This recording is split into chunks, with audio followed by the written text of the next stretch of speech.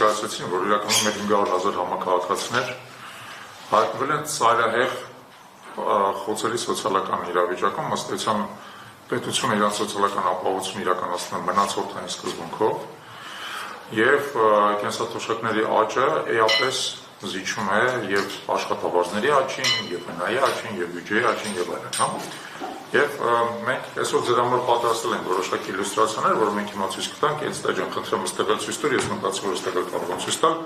եւ թող կարող եք երկուսն էլ նայեք, Ուրեմն այս սլայդի վրա պատկերված է կենսաթոշակների աճը 2010-ից 2025 թվականներին, բոլոր թվերը, որ մենք օգտագործել ենք, դա մեր վիճվետվարչության թվերն են, կամ էլ կառավարության թվերն են, իրենց կայքից վերցած բյուջետային թվերն են։ Բոլորը պաշտոնական են, ինչ-որ իմաստով պաշտոնական թվերը նաև թեր գնահատում են իրական խնդրի խորությունը։ Տեսեք, միջին կենսաթոշակի աճը 7 տարիների ընթացքում մեծ վարչախմբի եղել է 22%։ Այն դեպքում, երբ որ նույնիսկ պաշտոնական վիճակագրությամբ գնաճը այդ նույն ժամանակաշրջանում եղել է 26%։ Ընդհանրապես սա սպառողական գների աճն է, ըստ չի արտացոլում, օրինակ են, որ գույքարկի այդ ընթացքում մի քանի անգամ բարձրացել է եւ դա թոշակառուների վրա հավելյալ դեր է, որովհետեւ գույքարկի արժեքը չի մտնում ուղղակի սպառողական գների զամբյուղի հաշվարկի մեջ։ Իրական կյանքի արժեքը էապես ավելի շատ է բարձրացել։ Եվ այն ինչ պարոն Հակոբյանը մինչև այդ ասեց, նորից ուզում եմ կրկնեմ, այսօր կենսաթոշակառուն միջին հաշվով ավելի վատ ապրում, քան նա ապրել է 7 տարի առաջ, երբ որ այս վարչախումբը եկավ իշխանության, քանի որ նա ստանում է ավելի փոքր քանակությամբ միջոց իր գնողունակության պարիտետի հաշվարկության։ Հիմա արդյոք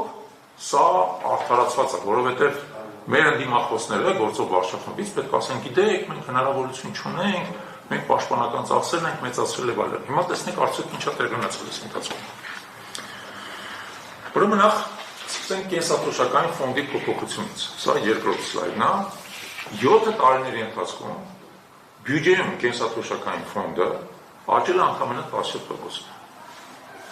Եղել է մոտավորապես 300 միլիարդ դրամ, դառել է մոտավորապես 350 միլիարդ դրամ, կլորացնում ենք թվերը, էական չի 1 միլիարդ տեսվող մենքով, ընդամենը 17%-ով աճել մեր պետական բյուջեում կենսաթոշակային ապահովման ուղղված միջոցները, իդեպ ասեմ, որ ձեզ այդ ընթացքում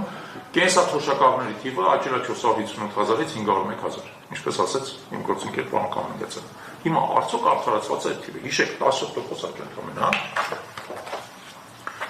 պետական բյուջեի ծախսերը այդ ընթացքում հաջորդ սլայդը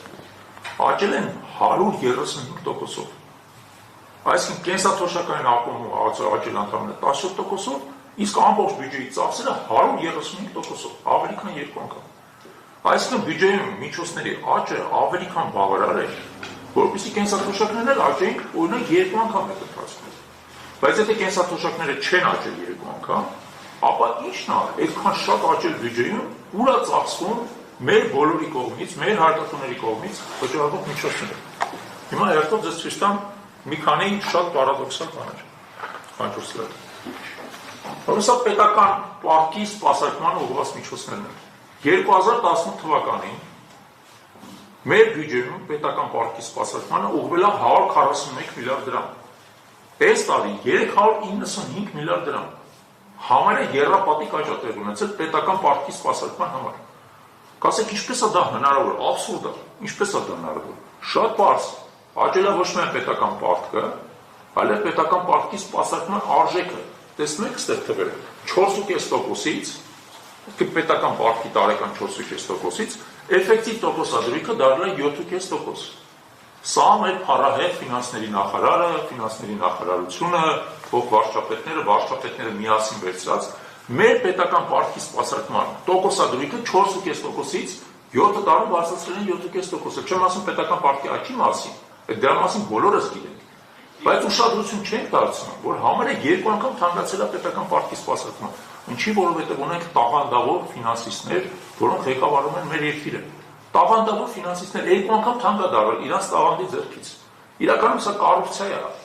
կոռուպցիա է, եւ ժամանակը կբացահայտի, որ սա կոռուպցիա է, որ այն ինչ որ տեղի է ունենում, մեր բոլորի հաշվին դուք հասկացեք, որ տարեկան $1 միլիարդ ուղղակի փող է վճարվում պետական պարտքի տոկոսների դիմաց։ Ես որպես թիվ արձանագրենք, հա։ Ուրեմն երկրորդ թիվը, որի մասին ձեզ ուզում եմ ասեմ, պետական մարմինների, կառավարման մարմինների ադմինիստրատիվ ծախսերը աճել են 2.5 անգամ, 59 միլիարդից 155 միլիարդ։ Անդոր եթե 2018 թվականին շատ հասկանալի էր ինչքան էր, թիվը հայտնի էր, բյուջեի մի հատ բանով տողով գրած էր։ Հիմա այս թիվը խառնած է հազարավոր տողերի մեջ, որտեղ պետք է անես հերթով փորձես հասկանաս, մինչև վերջը չես կարող հասկանաս, սա ինչ է իրական ծառայությունն է, թե ադմինիստրատիվ ծախսեր է, դրա համար մենք վերցրել ենք ամենափոքր հնարավոր թիվը։ Ամենափոքր հնարավոր թիվը օրինակ պաշտպանության նախարարության բյուջեում թիվը առանձնացված չի ադմինիստրատիվ ծախսը։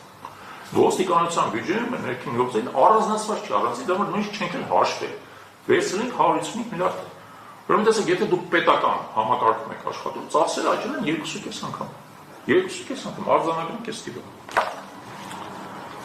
Հաջորդ թիվը կառավարության փաստային ֆոնդը, այն ինչ կոչվում է փաստային ֆոնդ։ Սա իրականում փաստային ֆոնդ չի կառավարության, սա վարչապետի ջեբի փողն է։ Սա այն փողն է, որը ինքը ծախսում է ըստ իր հայեցողությամբ, ինչի որտեղ ազգային ժողովը սա հայեցողական փող է, նա չի հաստատում այս փողը ինչ որ մի կոնկրետ նպատակի։ Նա սա թողնում է վարչապետի հայեցողությանը։ 2018 թվականին եղել է 25 միլիարդ, այս տարվա բյուջեում նախատեսված է 64 միլիարդ, ավելի քան 2.5 անգամ եւս աճել է այս փողը։ Այն որը Նիկոլ Փաշինյանը հնարավորություն ունի իր հայեցողությամբ ծախսել ցանկացած բանի վրա։ Գիտեք ինչերի վրա ծախսում օրինակ։ Օրինակ ծախսում է հեծի հարցով միջազգային արբիտրաժներում թանկարժեք